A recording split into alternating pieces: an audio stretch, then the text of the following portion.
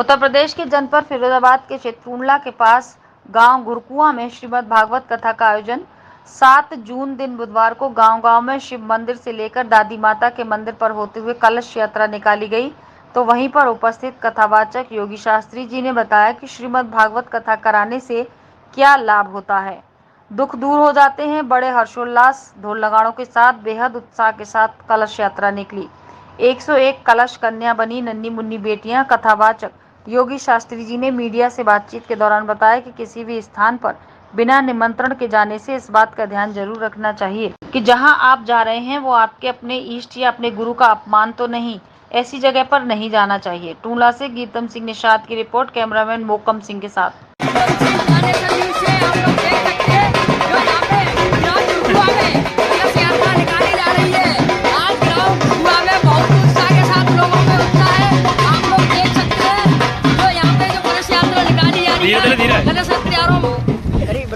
गीतम सिंह टूंडला के थाना नगला सिंह से गीतम सिंह निषाद आप लोगों के समक्ष मैं दिखाना चाहता हूँ। ग्राम गुरकुआ में कलश यात्रा निकाली जा रही है। मैं अपने कैमरा प्रशासन मैन से कहना चाहूँगा जो यहाँ पे भीड़ है और जनता को सारे उठाने का कार्य करे।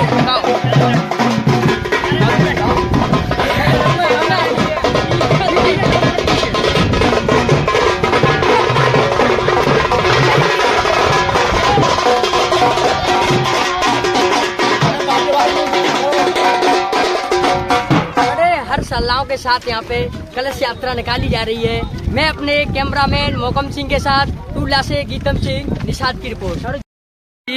जो श्रीमद् भागवत कथा आयोजन हुआ है किस गांव में हुआ है? जी, ये हमारे क्षेत्र निज निवास ग्राम गुरकुआ में श्रीमद् भागवत कथा का आयोजन हुआ है। अच्छा, कहाँ से शुरू हुई थी आपकी जो भागवत कथा और कहाँ पे जाके खत्म हो गई? आज जो आपकी यात्रा निकाली जा रही है कलश यात्रा, देखिए ये कलश यात्रा ये हमारे बीच गांव में ये जो शिव मंदिर है यहाँ से प्रारंभ की गई। यहाँ से चलते हुए गए दादी माँ के शरण में और वहीं पर कलश भरे गए और उसके पश्चात पूरे गांव की परिक्रमा करते हुए हम यहाँ आए हुए। अच्छा, ये कलश यात्रा गांव-गांव में क्यों निकाली जाती है?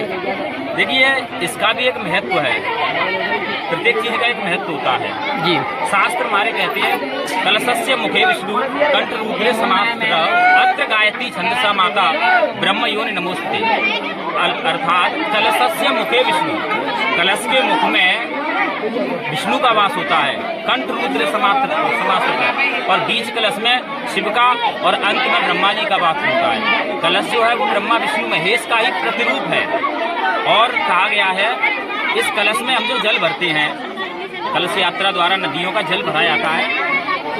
वो एक नदी का जल होता है दिखने के लिए, लेकिन कलश यात्रा में जो जल भरा जाता है वो 7 तीर्थों का जल होता है। जो लोग कलश यात्रा निकालते हैं या कलश का पूजन करते हैं या कलश भरते हैं उनको तीर्थ यात्रा करने का, सभी तीर्थ स्थानों में स्नान करने का पुण्य प्राप्त होता है। तो इसीलिए जब भी कोई धार्मिक आयोजन किया जाता है तो उसमें कलश यात्रा निकाली जाती है, क्योंकि कलश यात्रा के द्वारा समस्त हमारे जो तीर्थ हैं, जो देवता हैं, उन सभी को इसमें समाविष्ट किया जाता है।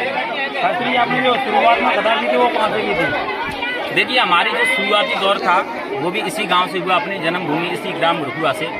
और ये हमारी इस समय 31वें नंबर की भागवत है और भागवत करते हमको ये जो अभी चल रहा है वो 8वां वर्ष है। 8 साल पहले हमने यहीं से शुरू किया था और अब जो 31वीं भागवत हमारी वो भी हमारे इसी गांव में हुई है। सब ग्रामवासियों की एवं सभी भक्तों का खूब प्यार मिला कि हम इस मुकाम पर पहुँचे। अच्छा, श्रीमद् भागवत कथा कराने से क्या लाभ मिलता है?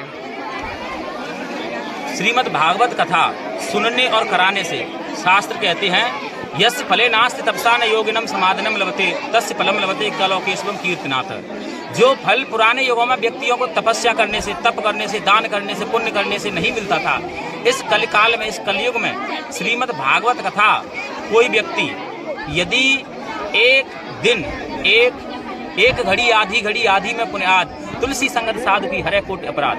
यदि इस कलयुग में कोई व्यक्ति सच्चे मन से 5 मिनट भी भगवान देश और दुनिया की तमाम छोटी बड़ी खबरों के साथ जुड़ रहने के लिए देखते रहिए द नेशन न्यूज।